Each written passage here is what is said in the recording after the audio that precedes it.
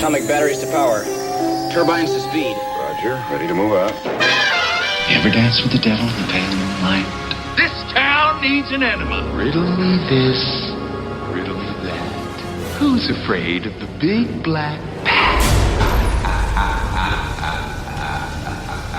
When Gotham is ashes, you have my permission to die. Gotham! This is your liberation. My mother warned me about getting into cars with strange men.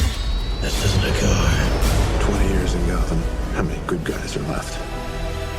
How many stayed that way? He has the power to wipe out the entire human race. Tell me, do you bleed? You will. I want you to tell all your friends about me. What are you? He's a silent guardian, a watchful protector. A dark knight. I'm Batman. Let the games begin.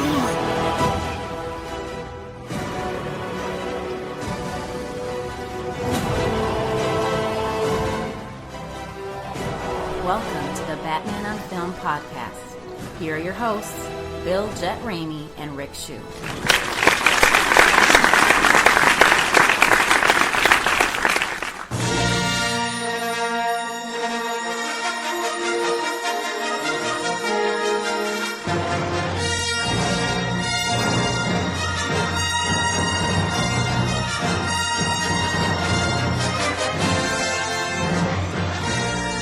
Hey now! Welcome to the Batman on Film podcast. I am your host for this episode, Rick Shew, and it's a special episode, which is why I'm hosting, because Bill's not special. That would be me and the rest of us. But this is our third Star Wars show, and we have a lot of the original panel back, and we're here today to discuss none other than the Last Jedi trailer. Let me do a quick introduction, everybody. Bill, you're actually on the call still, though, aren't you? You can say hi? Hello, everybody. I'm here, and I'll be out. Bill is too bitter to join us for Star Wars chatter, guys. He's keeping watch like Obi-Wan Kenobi's ghost. Yes. I'll be a Force ghost on this podcast. Can you please be a Hayden Christensen Force ghost? Yes, I'll do that. We're going to superimpose you over Sebastian Shaw. Just piss everybody. All right, I'm gonna go write about the Nolan-verse, guys, and the greatness of it. I'll talk to you later. Nolan-verse. Welcome to the Nolan on Film podcast. Anyway, our panel today is my Batman on Film brothers, Justin Kowalski, Ryan Haas. Guys, what's up? Hey, how's it going? Hello. Hi, Ryan. Hello. And we have my pal Zaki Hasan returning, Professor Zaki Hasan, Huffington Post film critic. And Zaki is the only person on this show with me today that has done a Batman podcast, Star Wars podcast, and my political podcast with me. My podcast brother, Zaki. How are you, sir? Good morning. Good morning.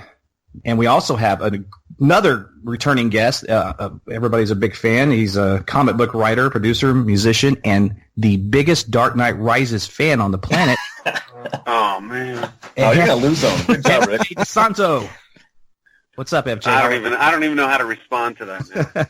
Yeah. You are, Zaki's, FJ is not a fan of The Dark Knight Rises, and one of these days we are going to do a show, and we're all going to be on there together, and we're going to break down that film. It'll be a fun episode. It will be 4 hours long. And longer than the movie. And we're going to talk about how John Blake is the definitive Robin. Am I right, Ryan? I'm jumping off the call. That's it. He totally is. Everyone loves Blake. He's a perfect hybrid, but we'll get into that. And listen, for you guys out there listening that scratch your heads and send me weird tweets saying, why is it that you guys are doing a Star Wars podcast? You're Batman on Film. And I'm like, well, do you go to Burger King and order a chicken sandwich, right? I mean, it's just the name. We're Batman on Film. And we're gonna cover Star Wars is the chicken sandwich of cinema. Yeah, Star Wars is the chicken sandwich in this analogy. Put that on the poster. But that's it. We're not handcuffed to anything. It's not there's no rules here. We're just gonna, we may do a Spider-Man show. Who knows? No rules. Anarchy. All right. So listen, I had a format, and we're gonna stick with it a little bit, but I'm gonna jump around because FJ can't be with us very long today. And so FJ, I wanted to start with you because we're gonna talk about the trailer. I want to talk a little bit about Celebration also, but let's fire this off. Okay, first of all, just your quick thoughts on the trailer, and then you told me off mic that you have this film already figured out. Here's the deal. The only negative or the sort of only shock that came from the trailer is that it was a genuine teaser versus a trailer, which is sort of unusual. This, when you're only, 8 months away, 7-8 months away from the actual movie. This seems like the trailer they would have shown in Thanksgiving, but I have a feeling Rogue One got so much momentum they didn't want to cross the streams and let Rogue One do its thing, and also not oversaturate, because I also feel like now for the rest of the year they're going to really hit hard with stuff from this movie. I agree with that completely, by the way. I love the trailer. What I really love about the trailer is it doesn't really give too much away. That's what a teaser should do. So many trailers today just give up everything. So in that regard, you sort of bash your head like, I want more, but then you're like, well, I'm glad they didn't sort of spoil everything. So I just feel like you can tell if you're paying attention to that trailer, there's a lot of hidden subtext. I don't know if you guys know this, but if you listen to that trailer with headphones on, you'll hear Yoda. Yep. You'll hear Obi-Wan. Yeah. You'll hear all this crazy stuff. I didn't realize it until last night. Till somebody I know who worked on cutting the trailer told me this. So there's all these really cool gems. And I think from watching it now, of course, 14,000 times, I think I have a sense of, like, everything you see in that trailer, with the exception of maybe the battle on Crate with the red mist and all that stuff, all the dust, I think the majority of what you see in this is all from the first act of the movie. And if you take how Star Wars works, which is a constant, as Lucas described it, like a song that constantly has verses and choruses that repeat, if you take sort of the Empire Strikes Back analogy, I think you have, especially that space battle in the beginning and Leia and all this stuff.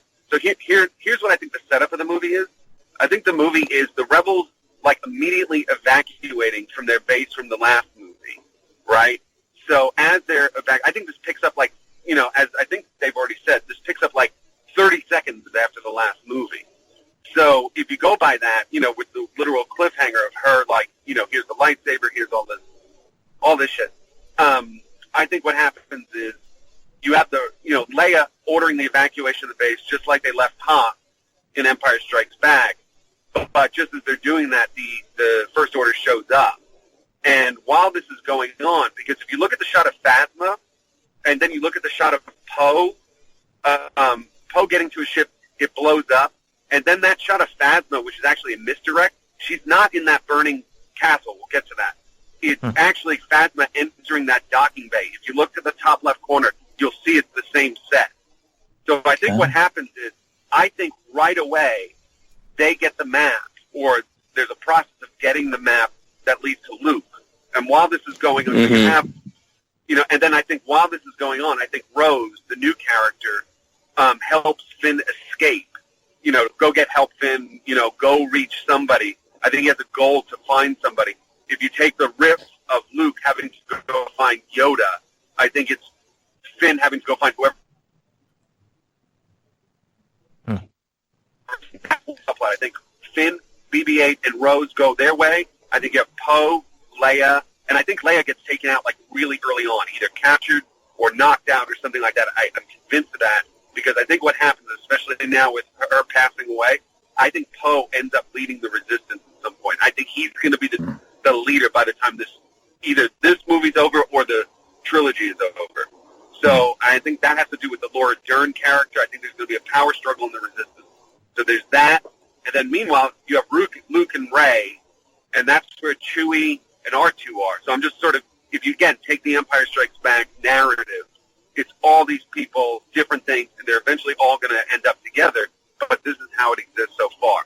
So then you have Luke, who's basically like, I'm not going to train you, there should be no Jedi, and basically, since this is a Batman podcast, there's a Batman analogy to be made with all this stuff with Luke with no more Jedi, which is, the Jedi suck, meaning, let me explain.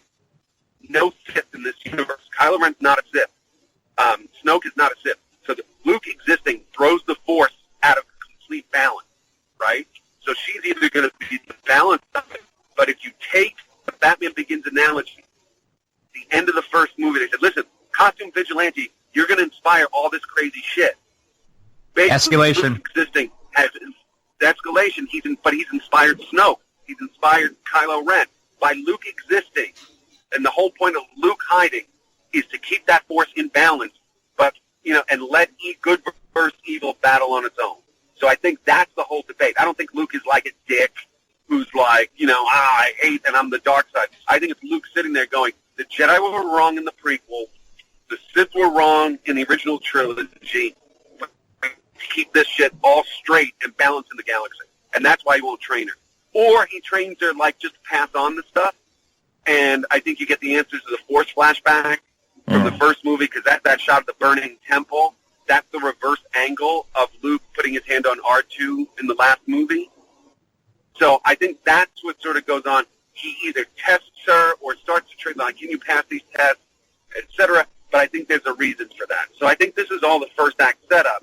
And then either, you have all this stuff going, and while this is going on, Phasma gets the map, and you cut to Snoke and Kylo Ren, because at the end of Force Awakens, it's like, hey, Kylo Ren, come back to me. I'm going to finish your training. You killed your dad, good boy, but you still didn't get me Luke Skywalker. But Phasma's got the map. Go get him. And then you have Kylo, Knights of Ren, go to Ahch-To to throw down with Luke, not knowing Rey's going to be there, which is going to make it really cool. So it's going to be either some kind of battle there, with Luke and Rey, and Luke is forced back in, the old gunslinger, forced back into the battle, right? Reluctantly. I didn't want to do this, but see, now it proves my point. Here they are. They want all the friggin' Jedi shit, because that's what Kylo Ren is.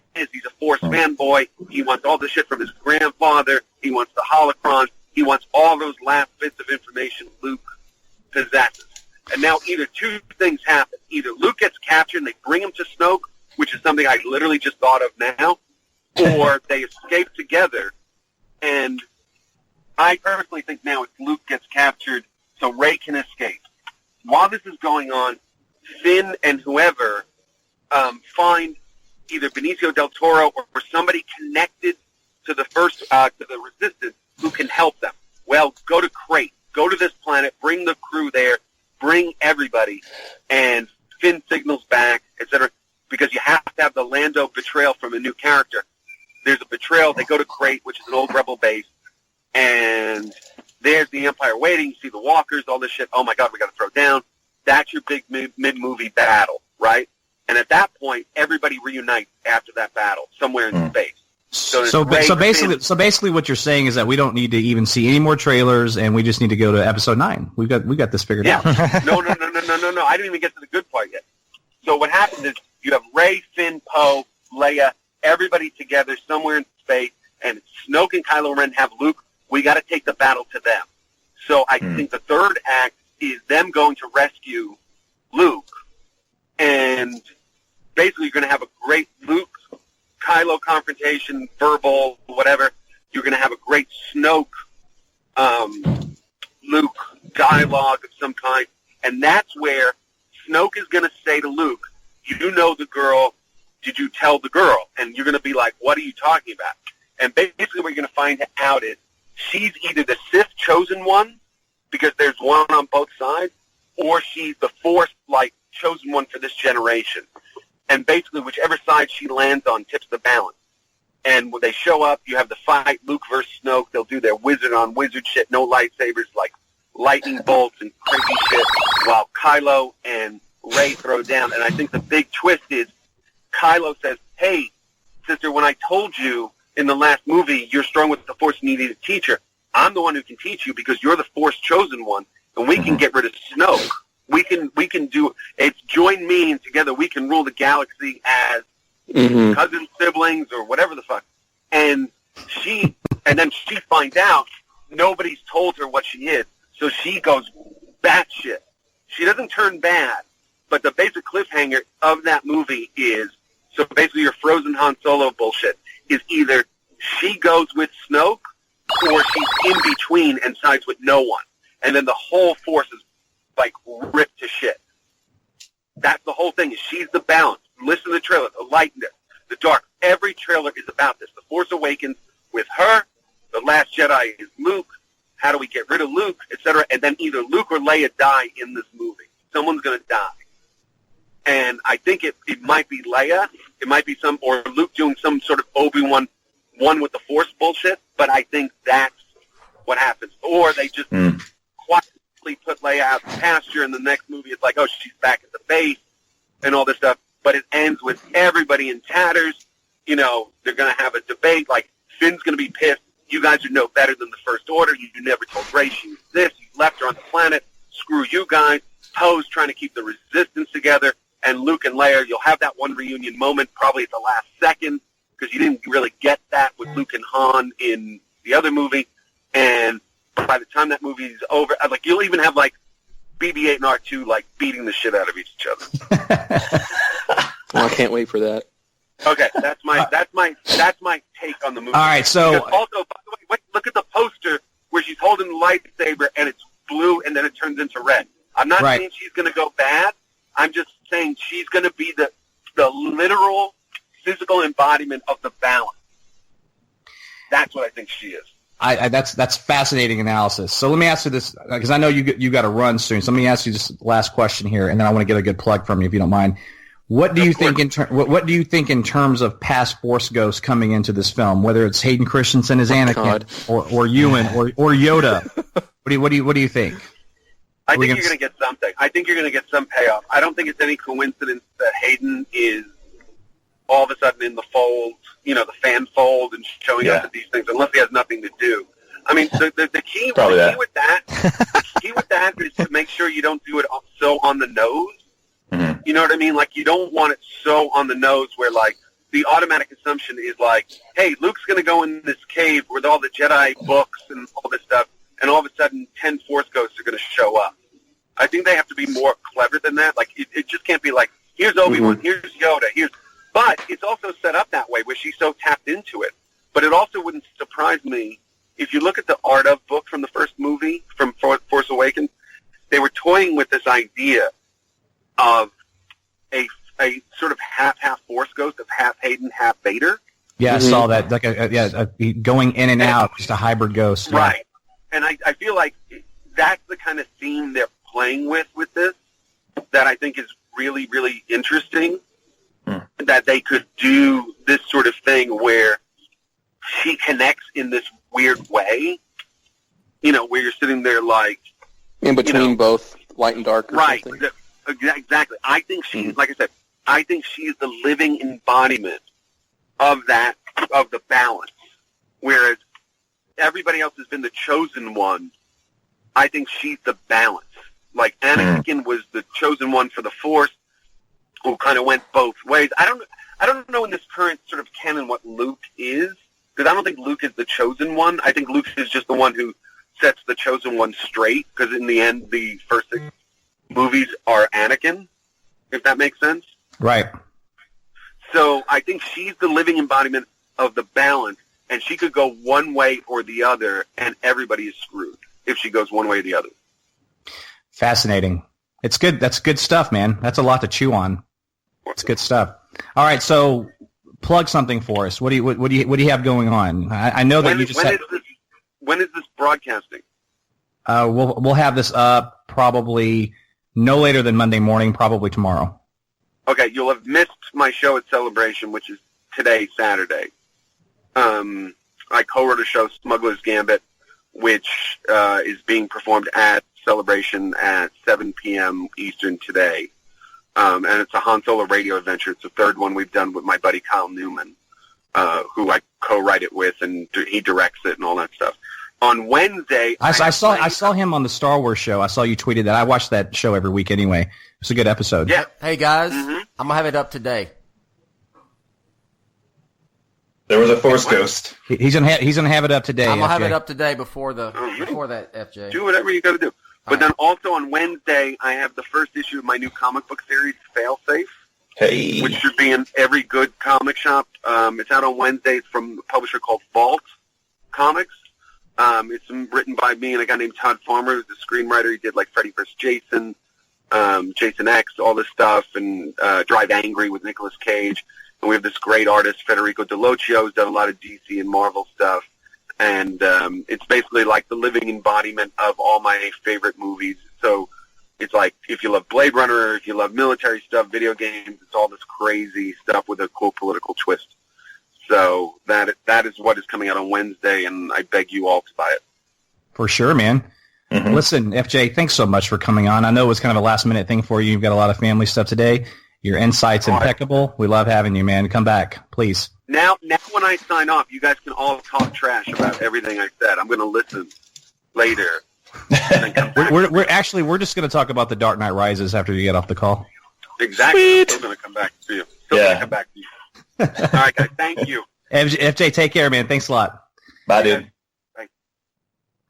Okay, so Zaki, wow, it's like my head's exploding. So I don't necessarily want to ask you to respond to what he said because I'm here. I want you here for your analysis of the trailer. But you just speak freely. You want to respond to that, the trailer directly, or the floor is yours. You know what's funny my is head's spinning right now. As he was talking, I was like listening with one ear, and I had like one ear covered because I was trying. I don't want to even try to map out scenarios like that. That was me. Like, yeah. When I watched the trailer yesterday, it's funny because the online chatter was like, they don't show anything, and I'm like, well, they show plenty. They don't tell you anything, which is good because it's teasing you. And if they don't release another trailer from now until release, which of course they will, but if they didn't, I would be 100% okay with that because it's all these shots, and you're like, what's the context there? And, oh, that's so interesting. Oh, look, Poe's running. Why is he running? Oh, his ship blew up. And it's all it is. And I feel like what it must have been like to be a little kid when Empire Strikes Back was like a year out or 6 months out or whatever, and you don't know anything about what's going to come out, or when Return of the Jedi was about to come out and you don't know anything. And so it's just the wonderment of discovery. And that's the best thing about Star Wars being back for me is I feel like a kid again. Because no matter what our opinions are of the prequels, and they vary on this panel, one thing we can't deny is that, and kind of the original sin of those films, even though I do like them, but you already knew what was going to happen. The narrative arc was already mapped out. It was mapped out. It was already written. The original trilogy. So it's like even when you're watching Phantom Menace, you're like, as far as what's going to happen next, you're like, well, we know Anakin has to do this. We know Palpatine has to do this. We knew at the beginning that Qui-Gon. We know this character or that character won't die or will live. Yeah, that kind of stuff. And this is like it's wide open. The future is wide open, and I love that feeling. That's a great analogy to take us back to Empire, because again, the prequels didn't have that mystery, and now we have it again. And I agree with you. And you know what? When you were talking about what a teaser is supposed to accomplish, it is mission accomplished for Lucasfilm, because you're right. That's exactly what this trailer did. It teased. And what I'm telling friends, like, don't take anything on the surface, like nothing. It's all out of context. And then the two shots where I'm suspecting it's the Jedi Temple burning, and then the other shot at the burning, and I know FJ referenced this as well. I guarantee you those aren't the same place. Yeah, that's right. They wouldn't do that, and that's the great thing about it. It's wrapped in mystery. What did you? Are you? So I know that you're excited that about the characters and where it's going. Is there anything about the trailer specifically that jumped out at you? Anything at all? I'll give you just an example for me, and then I'll lead back into asking you. Is that the very first thing for me when I see Rey fall to the ground? Mm-hmm. Just the way it looked, I went, "This is not a J.J. Abrams film." It's the first thing that popped. Yeah, interesting. What about you? Was there any moments like that for you? Just something that jumped out? Well, the final shot where you have Luke silhouetted against the cave opening, I just thought composition-wise, I just thought it was a beautiful image. And I was struck by the fact that even this, one movie into this new trilogy, they're still playing Luke so close to the chest. Essentially, there's less of Luke in this trailer than there is of him in the last movie total, Right. Yeah. And I find that fascinating because he's, the title of the film, and this is interesting because Rian Johnson just today said The Last Jedi, the title is, it's not plural, it's singular. Right. And that can so still mean a lot of stuff, though. I agree, but if we take that at face value, it's one of those things where you're like, I think that what the title is meant to make you think is that Luke is gonna follow his buddy Han into the great beyond, Mm-hmm. Yeah. And I feel like they know what they're doing, so they're playing that thread out as much as they can, which is brilliant. Yeah. Justin, what are your thoughts on this trailer? Well, here we go. I was kind of underwhelmed, to be honest. I knew you were going to say that. Can I tell you why? Can I tell you why? Tell me. On Twitter or Facebook, forgive me, I can't remember which one. Somebody asked you, "What did you think?" And your response was, "You'll know tomorrow on the podcast." And I know there was no inflection; it was just words. As a matter of fact, but I read it and I was like, I could hear your personality coming out. And I was like, he didn't like it. I knew you didn't. Rick, did you say I have a bad feeling about this? And you read that? I've got a bad feeling about this. That's great. It wasn't that I didn't like it. We're gonna have to put that in every podcast now too, just like it was more based on I think expectation. Again, like I think I was waiting for something to like blow my mind, and it didn't. Like they still got my ticket. They got my money, right? I just am not. It didn't make me more excited. I was like, oh, okay. Like, I'm more pumped for Thor right now. I was like, that trailer teaser got me pumped. This, I was like, okay, there's Star Wars is coming out, and I'm still going to see it. And it was more of a, I felt like it was more of a, here's a little bite. Like, you guys are all, and I think it's fine that you guys are all like, hey, man, I don't need anything else. I don't want to paint it out for me. I don't want to know. Like, FJ just kind of ruined the movie, I think. I'm not sure. No. He didn't ruin the movie. I know. I'm not. That's his brilliant mind and overdrive. That's all that is. Yeah, but it just didn't make me any more excited. Like I'm excited for Star Wars, but I'm not like chomping at the bit to see it. Let me ask you this. Does that make sense? In The Force Awakens, there was that great moment where Harrison Ford and Han and Chewie walk up, and he says, "Chewie, we're home." And there was that was. Were you looking for that, something like that? I think so. Admittedly, I'll tell you, I was actually disappointed in it the first time I watched it, and then I watched it 2 or 3 times, and I fell in love with it. Yeah, because I remember watching the Force Awakens trailer, and I think I played it over and over and over. Like I remember sitting on the couch with my youngest son at the time, and I think he was, I don't know how old he was. He was probably like 3 at that time, and we watched it over and over and over. And this, I think I've seen it maybe 3 times. So I think that is on purpose. I think. That's the distinction between Chapter 1, Chapter 2, in the new trilogy, of course. Mm-hmm. Yeah. Right? That The Force Awakens was the light. And then it was exuberant. Mm-hmm. It was nostalgic. The Last Jedi is going to be morose, depressing. It's going to be Batman versus Superman. Don't say that. No, I don't. Sorry, hey, let's not say things we can't take back. Come on. That was low-hanging fruit. I will say, like, there's so many great visual images in the trailer. Like, I'm not saying I didn't like the trailer. I'm just saying it didn't get me excited for anything. There's just so many rad shots. There's the shot, I don't know the name of the planet, so forgive me.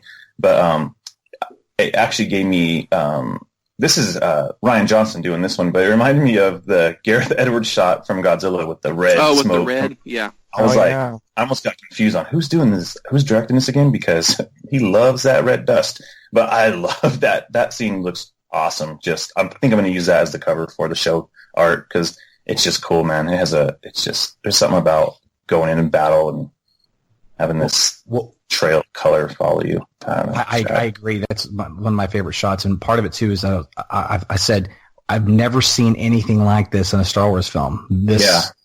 I mean, to me, those ships kind of resemble Anakin's pod racing thing. That may be intentional, maybe not. Now I hate it. It's not intentional. But it this does. is pod racing, right? It kind of looks like it's pod racing. But just the imagery, the red, it's a beautiful shot. And I'm sitting. What is that? What is that red? Are they trying to signal somebody, or is it? What purpose does it serve? See, to me, if you're going to do that, it's to let people know. It's an intimidation like tactic to like look at it. I mean, I don't know. It's freaky. It's Star Wars. But like Zaki was saying, the shot at the end was cool. Just Luke in the cave, in the hole. I like that. That was a nice way to end it. I was kind of anticipating that to be his exit. Like, I figured they're going to end on Luke saying something of significance. It's going to, like, you know, freak everybody out. And, you know, most of the things I've heard is like, oh, what does that mean? And, you know, right. Yeah, it's good. I'm excited, but I'm not like, what the heck was that? Right. Hey, and it's just a teaser trailer. Yeah, it's a teaser. So yeah, Ryan Haas, were you teased? I was teased, and that's exactly what I wanted. You know, right? I mean, in a lot of ways, I felt like it was very similar to the way the first Force Awakens teaser was out. Like, it's just a series of visual images that get you interested in what kind of story they're going to tell, but you still come at it with not really definitively knowing anything about the story, which for Star Wars is great. You know, I've seen some complaints that they don't show enough, but again, it's Star Wars. It's the sequel to The Force Awakens. They don't need to tell us what this movie's about. You know, it's more fun to speculate and wait and then go see it for ourselves and just have enough images to kind of get us talking about it like we're doing right now. So one thing that I thought was really cool in the trailer was, you know, I was not expecting, like, to be like, oh my God, blown away, the best thing ever, or whatever. And that's exactly what I got, and I was actually pretty pleased with it. And to kind of put context into that, it's just because the one thing that I want to see in The Last Jedi is just, you know, not playing it safe. And I saw a lot of that in this teaser, you know, just in the dialogue and the shots and things like that. And, you know, to kind of make another comparison to The Empire Strikes Back, I just want to see a lot of heavy character work in this. And I'm already seeing that. You know, there's in the not only in the dialogue, but a lot of the shots, there's like this very close-up shots of characters. And I think that that's going to be a very integral part of, like, what sets this middle film apart in this overall trilogy. So I think it's really cool, and I'm really excited about it. Would you say that, I get what you were saying about the teaser trailer for The Force Awakens. I think I was excited for that, and everybody, because we haven't seen anything since 2005. And so when that came out, I think everyone was, like, pumped on everything. And the way they did it, like, with Finn popping up out of the frame, and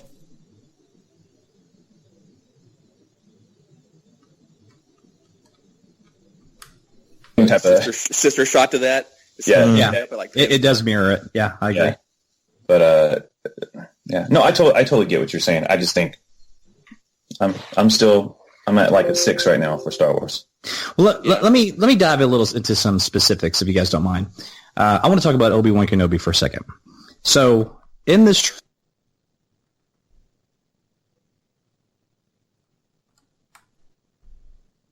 it does kind of drag a little bit. That whole shot with I guess it's some, I don't know, there's books sitting on top. It's weird because you can't make out really what it is, and then it's like 10 seconds long too. If you look at it, it's kind of an odd moment. But anyway, it's a teaser. There are 2 references to Obi-Wan Kenobi in that 2-minute teaser trailer, and I'll tell you what they are. One, you hear Alec Guinness, actually. It's lifted straight from A New Hope. And I believe the line he says is when he's talking to Luke about Vader being seduced by the dark side. And then there's another one where it shows Leia, and if you listen, you'll hear her from A New Hope saying, "Help us, help us, Obi-Wan Kenobi, your only hope." That line's also in the trailer, and to me that jumped out. I was like, okay. Then you have to go back and think, Ewan McGregor came in to do a voiceover in The Force Awakens, and he's in the most pivotal, it might very well be the most pivotal line in that entire film, because it's during Rey's hallucination, if you will. Yeah. And the very last line is, "Rey, these are your first steps." And that, I think that sets the framework for what happens to her character, and it's coming from him. And it's also coming from him like in real time, you know what I mean? It's actually a new line. It's the actor that did up the prequels. And then we're getting him in 2 different references in the first teaser trailer. I don't think that's a coincidence. What do you guys think of that? Where does Obi-Wan Kenobi play in this? And whether or not Ewan McGregor comes back and does a Force Ghost, has a standalone film, which we all hope he does. But even just setting that all aside, even if it's just reference, even if it's just Alec Guinness montages or whatever, Zaki, what do you think? How does Obi-Wan play in all this, you think? Well, I think insofar as what role he'll have in the narrative, I just, from what you are describing, the line that he has in The Force Awakens, that was my first inclination, that he has a greater role to play in some capacity in this story. I mean, it's not by accident that they specifically brought him in. But they don't bring Ewan McGregor back just over, right? Exactly. Yeah. And the other thing, and I mean, I can't speak in narrative terms, but just from a logistical sort of peek behind the curtain scenario, you have, if you're Lucasfilm, you say Ewan McGregor is still young.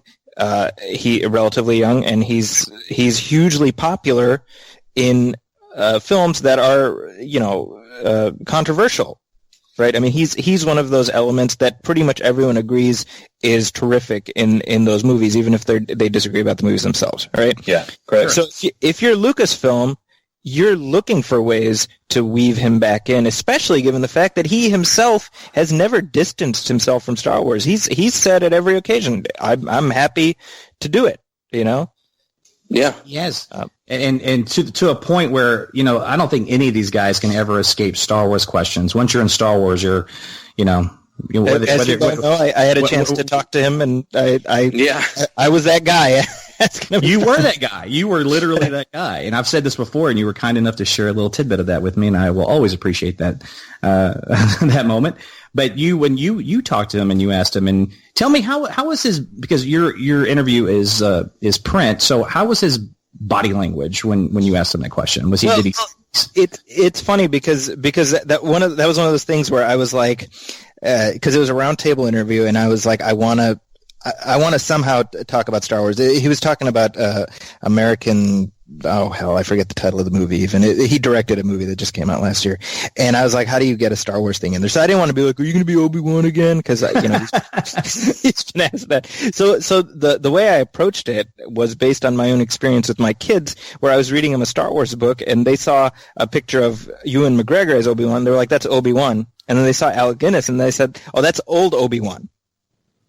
Nice. And so when I told him, I was like, that's for all these kids, you're Obi-Wan Kenobi, and he's playing the older version of you. Yeah. Right. You're not the young version of him. Right.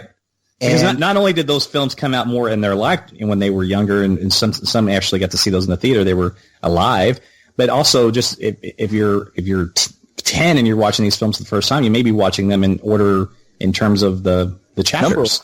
Yeah. Right. Exactly. So yeah. So he talked about that, about the fact that, when the movies came out, people were just dumping all over them. And so he kind of just assumed, like, oh, I guess people don't like him. But then in the, 16 years since The Phantom Menace, an entire generation of kids has become adults. And they're like, we love those movies, Mm-hmm. And that's something that, I've conveyed to you, Rick, which is, that's exactly my feeling about the prequels in general. I think that people who get on a high horse about them should recognize that for a whole generation, that's Star Wars, and they're not wrong for thinking that. Right. J.J. Abrams said as much as well when he was asked in an interview during the whole press junket for Force Awakens, and they said, what are your thoughts on the prequels? He said, this is what I'm going to say about the prequels. He said, love them, dislike them, whatever your opinion is. He goes, there are as many people that those movies are as important and special to them as the original trilogy is to others. He's like, and that is a fact, whether you like it or not, believe it or not, it is true. And he goes, you have to acknowledge that and you have to admire that. So, a quick side note, did you guys see, and I hate to jump to the celebration because I want to actually talk about that, but I'm going to just squeeze this in real quick. Right before Daisy Ridley came out on stage for the Last Jedi panel for Celebration in Orlando, she's backstage and somebody walks up to her and says, "What is your midichlorian count?" And I know she had this quirky response, and I just remember thinking, "Wow, they went there. They brought up midichlorians. That's like that's like the thing that everybody for whatever reason hates." But it was just kind of a funny moment. But Well, so back to this. We're talking about Obi-Wan, and you're talking about how he has shown his enthusiasm. You know that firsthand. You've talked to him. Ryan, what do you think? Am I overthinking this, or are there some dots to connect here? I mean, I think everything's on the table. I mean, we just saw Rogue One, where we had, James Earl Jones come back to do Darth Vader's voice, and the fact that we had... And Peter Cushing came back from the dead. Exactly. There you go. Exactly. So, yeah, I mean, stuff like that. I mean, whatever makes sense for the story they're telling, they're going to do, I think. And, like you said, we did hear Obi-Wan speak in The Force Awakens, and it was a very pivotal line. And his voice is in, this Last Jedi trailer. We hear Leia's voice referring to Obi-Wan in this trailer. And let's not forget, there's also a lot of Yoda in this trailer too. Like if you hear, there was a lot of Yoda in the flashback sequence or whatever. Exactly. How do we properly reference that? I call it hallucination. Force dream. The Force dream. Yeah. Okay. Fair enough. Okay. I'm sorry. I've heard it referred to that. So yeah, I think everything's on the table. I kind of wonder too if there's a possibility we could see some sort of Force ghost stuff for the light side. It'd be interesting if we saw some stuff for the dark side, like, if Kylo Ren was able to talk to, Anakin Skywalker or Darth Vader or something like that. I think that would be really interesting too. Yeah. I don't think that they're going to do this like overboard fan service way. Like whatever they do is going to be a very pivotal moment in the whole trilogy, I think. Because to do something like that and bring a character like Obi-Wan back, Yoda back, or any of these original trilogy characters back, it's a big deal. Sorry, I don't mean to cut you off, but I mean what you just said, it got me thinking a little bit. In some of the panel when they talk about Rey's relationship with Luke. And I think it was Daisy Ridley or somebody says, it's difficult to meet your heroes, right? Because the expectation. Yes. And I was thinking, if you talk about Hayden Christensen, Kylo Ren's hero is Darth Vader. Exactly. And the idea of him meeting his hero and that being as disappointing in an entirely different way than Rey meeting Luke. I mean, there's some really interesting narrative possibilities there. Yeah, well, like on Rey's side, it's like, well, you're not going to be the hero I thought you were, and on Kylo Ren's side, it could be, not the villain I thought you were. You're not the villain, exactly. And he's like, but I killed younglings. I did. But and we were talking about Ewan and with Hayden Christensen, and FJ referenced this as well. I agree. He hasn't been a part of anything Star Wars since he did press for Sith, and he hasn't done Celebration since 2002. Wow. Yeah. I mean, totally. And, he was on the Star Wars show today. I saw it being interviewed by Andy Gutierrez, and I love her, by the way. She's great. And I think that show's great too. But she was interviewing him, and he has stuck around. He's been there the whole weekend because he sold out so fast. So he did more autographs and more pictures. And that's cool. Right. There's something going on there. That's not. Yeah. He didn't just randomly pop up. Yeah. For me, you watch him come out in that panel too on the 40th anniversary panel. He got like such an ovation. Yeah, he did. People were happy to see him. They absolutely were, and it goes to the point that there is a faction of fans online that hate the prequels, but it just doesn't fit into the real world narrative. There's millions of fans of those films. And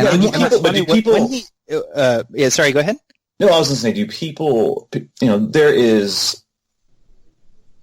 Sorry, I lost my word. Oh, sorry. No, it wasn't you. It was. I only had one cup of coffee. It's not that they don't hate Hayden Christensen. I think there's a little bit of pokes at him, but I think overall it's just like, the prequels aren't as good as the classic movies. But you bring somebody back like Hayden Christensen, and they're going to be excited because all it does is it hints at possibility, and it hints at like, ooh, what could happen with this guy? Like, how can they use him as a resource in these new films that we're making? And I think that gets people excited. And like you were talking earlier, you guys, just that, there's a younger fan base that this is their Star Wars, man, and we'll never understand that because we grew up with like the original trilogy, and that's where our heart is. But they see this. I didn't. Well, yeah, okay, well, I didn't. We'll talk to your parents about that. You guys hear the story about Tom Holland that came out a couple days ago, where he hasn't never seen Empire. He's never seen the Empire. And, oh, how funny! Yeah, and he was like, "Oh yeah, he grew up on the other ones, so I like those other ones a lot. I'm a big fan." But anyways, yeah, the Phantom Menace was the first movie he saw in the theater. He's still talking about it on the circuit. And there you go. These people are going to be really excited to see Hayden Christensen come out, and to them, there's their connection. That's their Luke Skywalker. To a certain extent. It absolutely is. And, for me, as far as these Force ghosts that we're talking about, it is about continuity for me. That exactly, yeah. Because, for me too. And we, whether you like it or not, Hayden Christensen's Anakin Force Ghost is official canon now. But let's just set that aside. Just the fact that the Anakin Force Ghost, the Obi-Wan Yoda Force Ghost exists. They've all interacted with Luke already. Why would they suddenly never appear again? Yeah. And there's something about that would be just kind of annoying to me. So yeah, well, and to an extent, it's like Jimmy Smits in Rogue One. I mean, it's if you have these pieces of connective tissue, why not use them? If you have access to them, they're still around, they're still willing. Use them. Connect it all. It's an interconnected universe. It's all canon. It's all related. Absolutely, I could not agree more. It wasn't just Jimmy Smits, by the way. It was the young Mon Mothma. Then she was actually cut out in a cut scene from that's right, Revenge of the Sith. But you watch the deleted scenes. That's the same actress too, which I think was cool. Yeah. But they used her. Continuity for the win.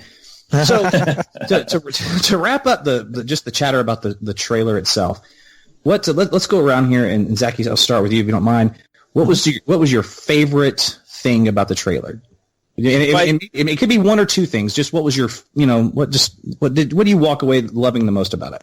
Yeah, you know what I loved? I loved the fact that I was excited to see Rey and Finn and Poe, and I love these characters. Yeah, who I didn't know 3 years ago, and I'm I said this on my podcast back when the very, very first teaser for The Force Awakens came out, like the very, very first one. That it was just like a 60-second thing. And, it ended with the shot of the Millennium Falcon. You guys remember that one? Yep. And I remember saying at the time, I was like, I don't know how to feel about this because I don't know who these people are. I need to see something that connects it to my Star Wars, which is what the second trailer did with that shot of Han. And I didn't need that with this one because I was like, these are my characters. This is my Star Wars now. Right. And I loved that. Very well said. I couldn't agree more. That's not necessarily my answer, but I love that answer because I care what happens to these people. Okay, Justin, so I know that you were a little underwhelmed, but still, like, what was just one of your favorite takeaways from it? Yeah, I was underwhelmed, but it still was good. It still has some good spots in it. To me, like, I'm still amazed that, like, FJ put all that together. I was like, I have no idea what's happening. So that was intense. He went Sherlock Holmes, and he kept going. Batman on that. He got it. He put it all together. And he's no dummy, though. That was but I did notice what he was talking about when I was listening to it again last night. Was all the hearing Yoda in there. I was like, was that Yoda? Hearing there's a lot of cool auditory like clues laid out throughout there, and it was good. There's a little Batman vs Superman call out there about 40 seconds in where Rey's hand and there's like rocks coming off a coffin. So I don't know if that ties into Clark Kent's return. That was cool. That's funny that you say that because to me it was more of Man of Steel when he before he takes off. Flies. Yeah. So I actually made a DC connection with that moment, but it was actually Henry Cavill in Man of Steel. There you go. Yeah, I mean, it's totally unintentional. Whatever. Go ahead. But all the visuals look strong. I'm excited for, like you said, this is not a J.J. Abrams looking film. This feels more in line with Rogue One. Like visually, like aesthetically to me. Just I don't know about that. Like, it's not pristine feeling. Yeah, it's not. It doesn't feel very like this is a toy commercial. I don't think does that make sense to you? It feels more like, hey, this is just a straight up grounded. Star Wars. Yeah, it's as grounded as it can be, in a galaxy far, far away. But this is looking good, and I can't wait to see more from it. But right now, I'm my ticket's bought. Yeah, I got you. That's fair. Is it, Zaki, was it you that told me, heck, it may have been last night. I'm trying to remember exactly, but you, that this trailer kind of feels like Looper. It looks like it's stylized. You can see it. I didn't say that, but that is how I feel, yeah. That's how okay. Maybe I was just reading your mind. Yeah, maybe. With the Force. Yeah. I was on the phone with like 30 different people yesterday talking about this trailer in some capacity or whatever. So I was like, who said that to me again? It'll come back, but I'll make sure I give that person proper credit. But yeah, I have not seen Looper, by the way. Shame on me. I'm definitely going to. Because I know I just haven't. Just one of those movies I just kind of missed. I haven't seen Logan either, and that's really pitiful. Oh. I know. I just saw that last night. I haven't seen it yet, and I missed it. I missed it one weekend. I was supposed to go, and then it just it's gotten away from me. Did you see Civil War? No, I have not. Damn it! I haven't seen Civil War. I knew it. I'm not. Wow. I'm way behind on films right now. I'm going to bring it to your house. I will be at Spider-Man like opening night though. Like I'll see that in the theater 5 or 6 times. And if they did a Hulk, another standalone Hulk film, I'd be in line for that. The other films, the characters I like, I'm invested in them. I love Robert Downey Jr. as Iron Man.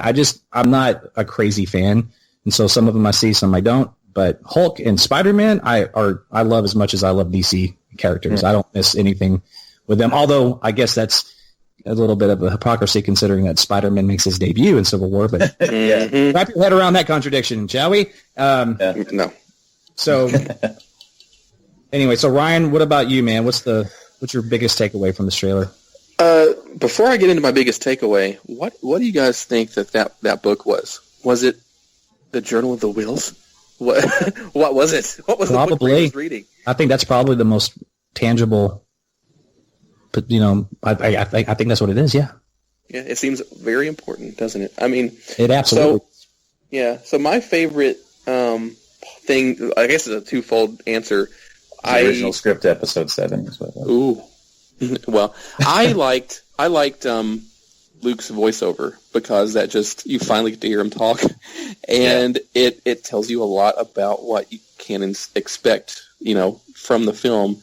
And in hearing his voiceover juxtaposed with images of the characters that we've grown to know and love from The Force Awakens, like Rey and Finn and Poe and everything, and Kylo Ren, I'm just excited to see how all that ties together, how what Luke is saying affects these characters. And I'm absolutely sure we're going to see that in the film. So that's what I liked. Awesome. Okay, here's mine.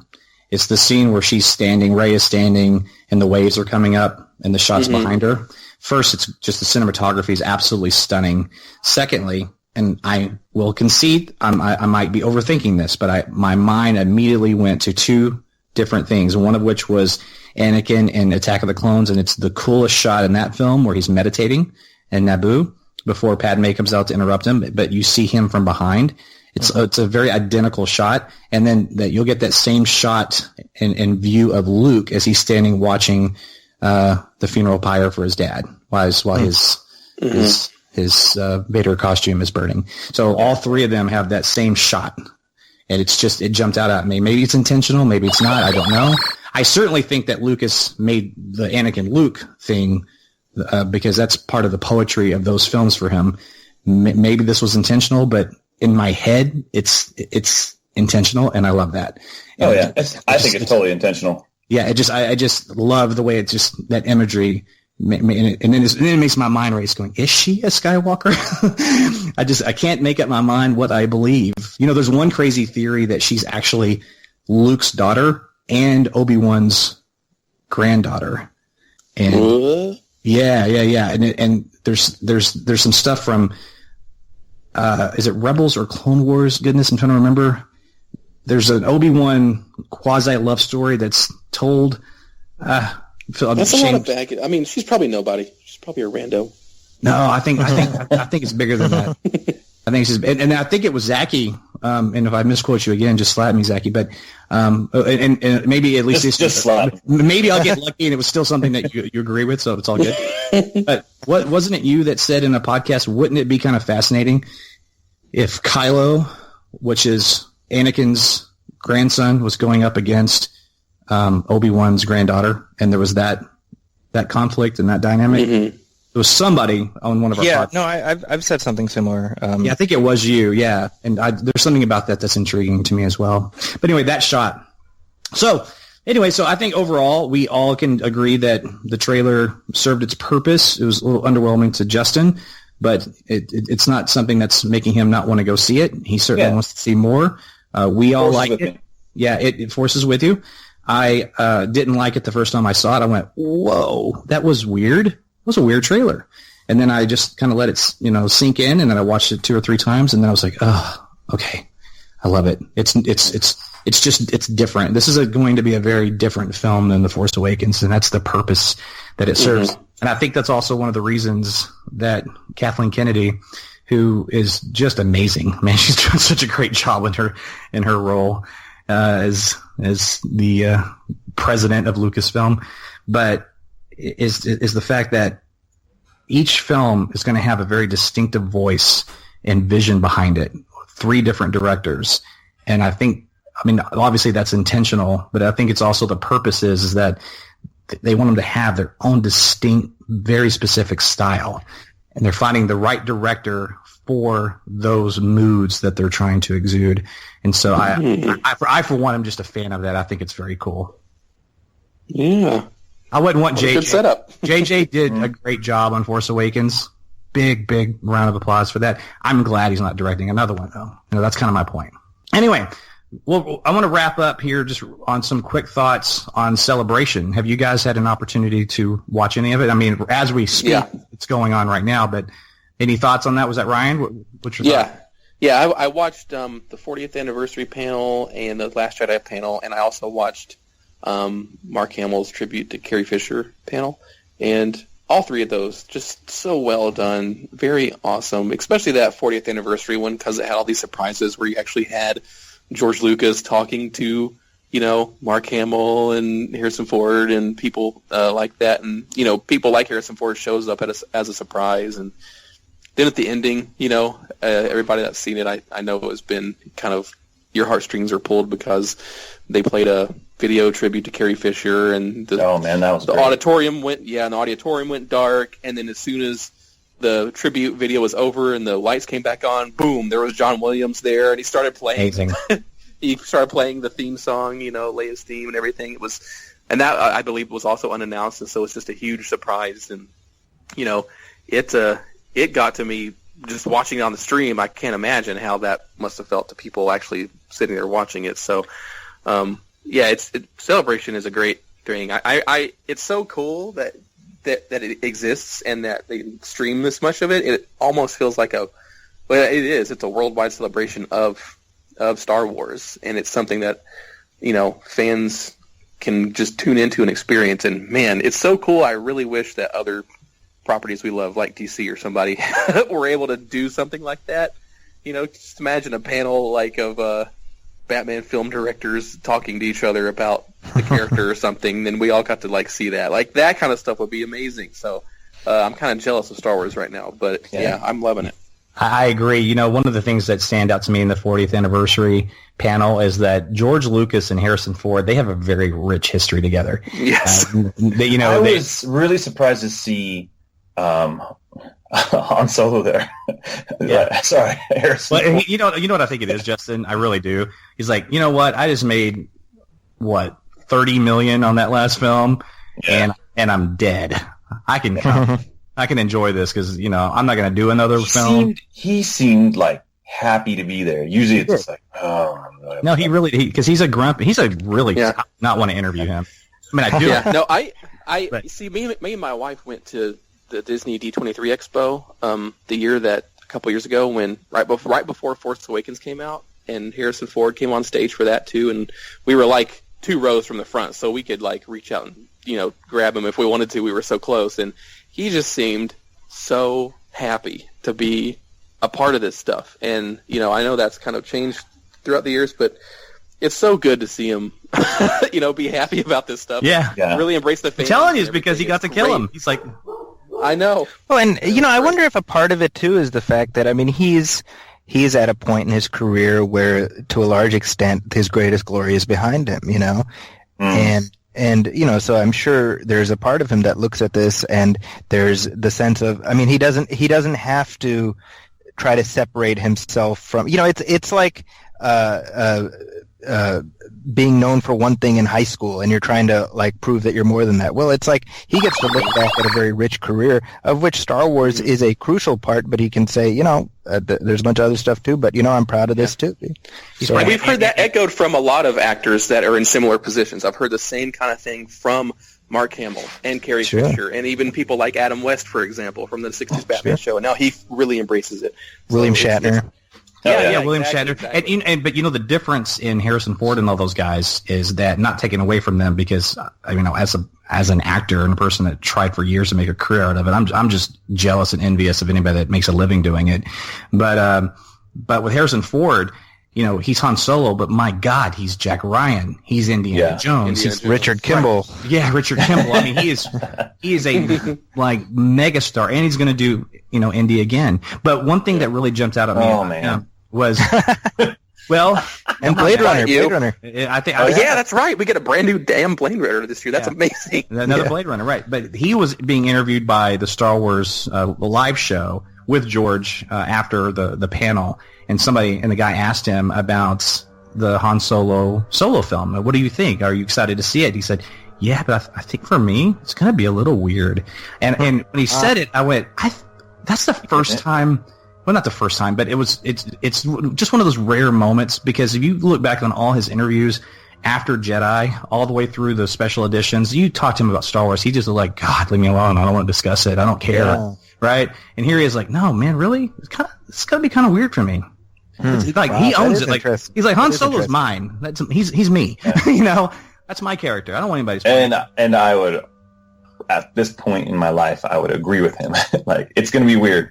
I'm going to see it, and it may be a lot of fun and a rippling time, and I hope it is. But it's about a -8 on my give a shit meter, to be honest with you. Really, man, am I like the one guy who's super excited for the Han Solo movie? Hey, you know what? I just, what? My wife said something really amazing about that Han Solo movie last night, and she was like, "Oh, are they Jabba the Hutt going to be in it? Because he needs to and I'm like, oh my God, that's amazing. I bet he is." We can have your wife on it. She can break it down like F.J. style. I'm not going to be surprised if the first trailer comes out for that, and I'm like, okay, I'm sold. I'm not going to be surprised, because right now, Lucasfilm is 2 for 2. They're 2 for 2. Oh. Rogue One and Force Awakens are phenomenal films. I have faith in them. It's just weird.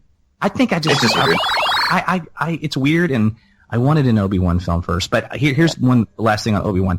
I think, because they're not making any announcements, by the way, at Celebration or future films. They're going to wait until next year, and I have a theory on that. And I'm going to do one more Obi-Wan thing, and then we're going to do some plugs, and we're going to get out of here because we have families to get to. But is that I think that they're not talking about him yet, because I think he's in this film. I really do. I think we're going to see him in The Last Jedi. I'll be actually surprised if we don't. I think we'll see Hayden. Maybe in this one or in episode 9. I think they're all going to be there at some point, and we're definitely getting Yoda. But I think that's why we're not getting an announcement on Obi-Wan. But that's what I wanted to see first. That's just my self-serving, selfish guy that I am.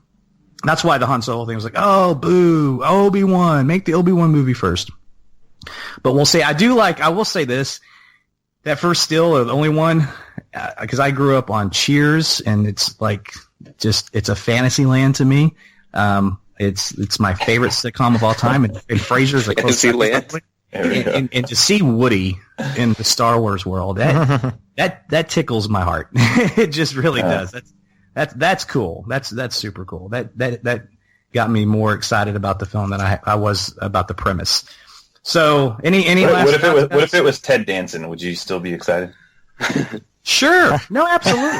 Yeah. Hey, look, it could be that. It could be Carla. It could be Lilith. It could be whoever. It could be Robin, that annoying guy that Rebecca dated for a couple of seasons. Just anything Cheers related, I'm a sucker for. All right, so let's do some plugs. Justin, Ryan, you guys want to plug anything? This is your show as well. That's why I'm asking. Do you got anything you just want to throw out real quick? Justin, is there anything that you want to plug?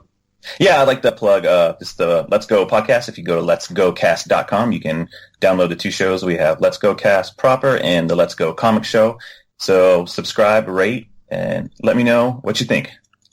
Awesome. And Ryan, you got anything going on? Yeah. Well, first of all, follow me on Twitter at SMB_Ryan, and follow the other podcast I love doing, the Robin Everyone Loves the Drake podcast on Twitter at ELTD Podcast. We actually recorded a Justice League trailer breakdown episode, which incidentally will probably be the first place you hear me talk about it, because we've done 2 or 3 POF shows and I haven't been able to even say one word about it. But that's not up yet, but it'll be up soon. So, but just follow that Twitter, and you'll see when it shows up to download. On a scale, here's just real quick. On a scale of 1 to 10, where's the Last Jedi trailer for you? The Last Jedi trailer? 9. Okay, where's the Justice League trailer? I can't rate that trailer. No, I can't rate it. I mean, it's unrated, not rated. Why? Okay, here we go. So okay. Well, let's make it quick. We were okay. I know. And I want to give the floor to Zaki, because we didn't get an opening plug for him. As a trailer itself, I'm gonna give it a 7. As expectations and trailer and the movie itself, it's a 5, which to me means wait and see. I can't be excited, or I can't be unexcited. I am completely split right down the center, as Michael Keaton's Batman would say. And there you have it. All right, that's a deep cut.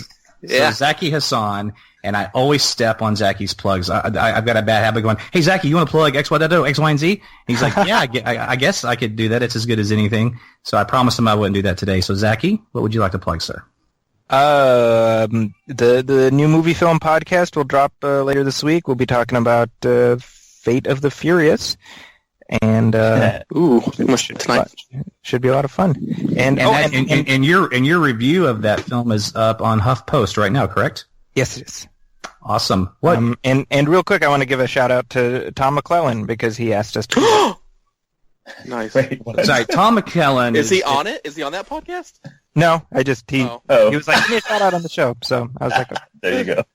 Because I'm a people pleaser. We're gonna get him. We're gonna get him on the show. BOF's UK correspondent. That's who he is. Well, listen, guys. Thanks so much for a conversation and letting us, Batman on Film, have a platform that's not just Batman, and to talk Star Wars, and it's just a lot of fun. I want to say, Brian Chatelain, we miss you, buddy. You're still a permanent part of the Star Wars podcast. Anytime you can do the show. He just couldn't be with us today, unfortunately.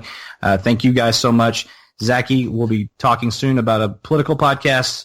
Gentlemen, I just want to let everybody know on Thursday, I'm having my back surgery. It's a pretty serious one, and I'm not trying to get like sympathy here. I'm just letting people know I'm going to personally be out of commission for a couple weeks. Yeah. But I love you guys, and I will miss you guys. And Godspeed, and we'll see you soon. And now it's time for announcer Rachel to take us out. Hey now! You've been listening to the Batman on Film podcast, a proud member and the sponsor of the Batman Podcast Network, batmanpodcastnetwork.com. You can listen to the BOF podcast on iTunes, YouTube, Stitcher, Google Play Music, iHeartRadio, Spreaker, TuneIn, and wherever good podcasts like this one can be found. Want to advertise on the BOF podcast? Go to advertisecast.com/the Batman on Film Con podcast. Follow Jet on Twitter at Batman on Film, and on BOF's Facebook fan page at facebook.com/jet.batmanonfilm. Email Jet via jet@batman-on-film.com. Follow Rick on Twitter at ShewRick, and on Facebook at facebook.com/BOF-Shew. For Jet, Rick, Justin, and Ryan, I'm announcer Rachel. Thanks for listening.